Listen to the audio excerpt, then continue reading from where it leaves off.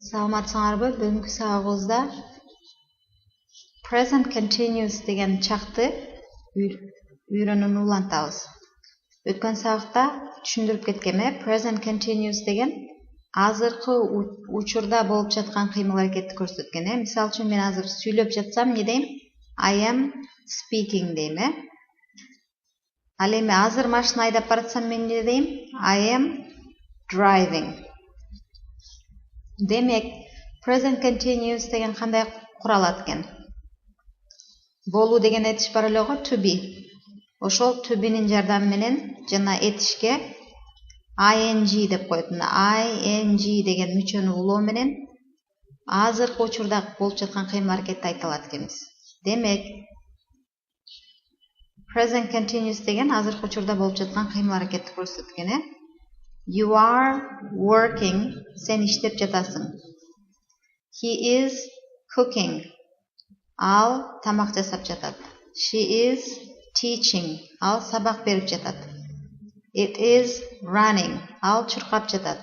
Мисалы үчүн ат чуркап жатат десек. We are buying, биз сатып алып жатабыз. You are sewing. Sewing деген не? Машинада, кол машинада тигүү, тигип жатасың. They are playing, алар ойноп жатышат. Бүгүнкү сабакта болсо силер менен мына өткөн past continuous үйрөнөбүз. Past continuous деген кандай которулат? Узак өткөн чак, демек кыймыл аракет башталган, кайсы бир учурда кыймыл аракет башталып, ал бүтө элек. Өткөн чакта, мисалы үчүн сен келгенде мен чай ичип жаткан болчумун десек, не болот? Демек, бирөө келген убакта биз кыймыл аракет башталган, биз чай ичип баштаганбыз, дагы эле ичип жатабыз. Бул кыймыл аракет качан болду? Өткөн чакта болду. Түшүнүңөрбү? Ошону айтыш үчүн не кылат экенбиз? To be, мына to be'нин өткөн чагы эмне? Was, was менен were менен колдонуп айтат экенбиз. Мисалы үчүн to be кандай өткөн чакта кандай болот? I was, you were, he was, she was, it was, we were, you were, they were. Демек, to be өткөн чакта was жана were деп которулат, өзгөрүлөт экен. Жөнөкөй жалгыз учурда, жекелик учурда was болот экен дагы, көптүк түрдө were болуп калат экен. Анан сен, сиз, силер дегенде you да were болот экен. Демек, I was driving десек кандай болот? Мен машина айдап бара жаткан болчумун, Мисалы үчүн I was driving, мен машина айдап бара жаткан болчумун. Ошол учурда аны көрдүм дей турган болсок, I was driving and I saw her. Кийинки, you were working, сен иштеп жаткан болчусуң. He was cooking, ал тамак жасап жаткан болчу. Демек, өткөн чакта кыймыл аракет дагы деле болуп жатат, Өткөн чакта кыймыл аракет башталган жана бүтө элек. Ошон үчүн continuous деп коет, уланган. Кыймыл аракет уланып жатат, бир кыйла убакытка чейинчи, бүтүп калган жок. He was cooking, ал тамак жасап жаткан болчу. She was teaching, ал окутуп жаткан болчу. It was running, ал чуркап жаткан болчу. We were buying, биз сатып алып жаткан болчук. You were sewing, сен тигип жаткансың, They were playing, алар ойноп жатышкан. Мисалы үчүн сүйлөмдөрдү салыштырсак бул жерде.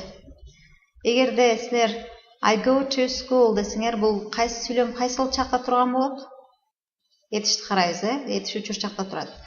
I go to school, мен мектепке барам. Мен мектепке барам десек, эмнени түшүнөбүз? Күндө барат экен, бул демек окуучу экен же студент экен. Күндө кайталануучу кыймыл аракети учур чакта. Бул фактыны көрсөтүп жатат. I go to school, мен мектепке барам. Ал эми I went to school десек не болот? Бул Мына жерде I go to school деген жөнөкөй учурчак, I went to school деген жөнөкөй өткөнчак. Аны кантип билебиз? Went деген этиш, go'нун өткөн чагы, бардым. Баруу деген go болсо, бардым деген went болот. I went to school. Мен мектепке бардым.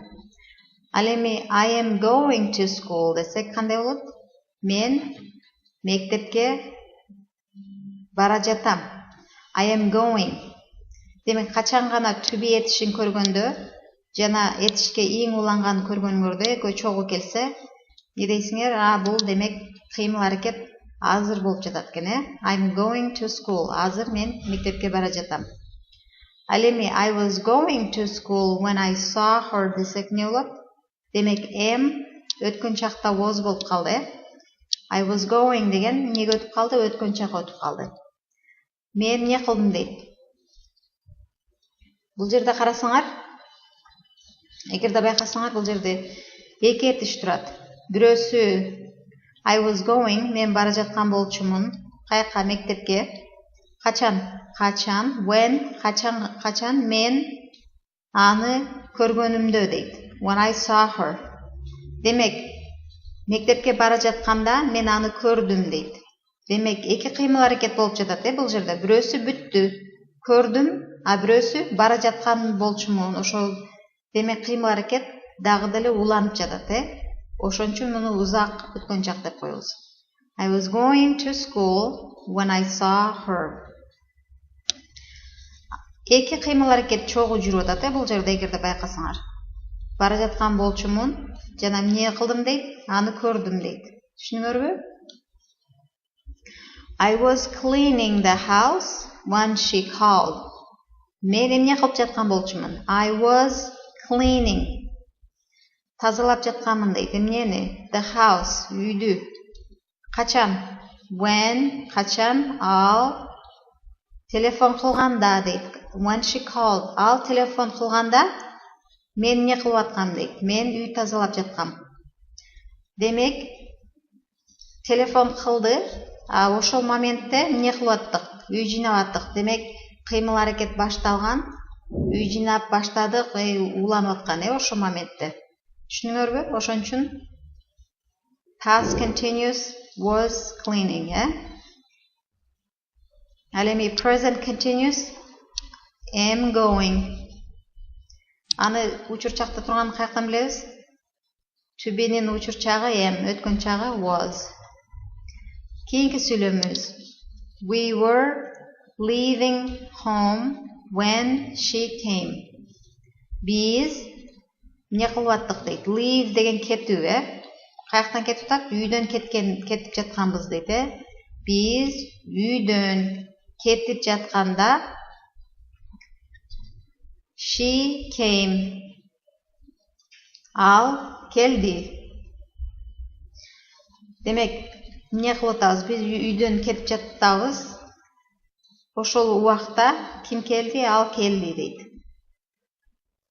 She came деген жөнөкөй учурчак болуп атат, Эме жөнөкөй өткөн чак болуп атат. Came. Келди.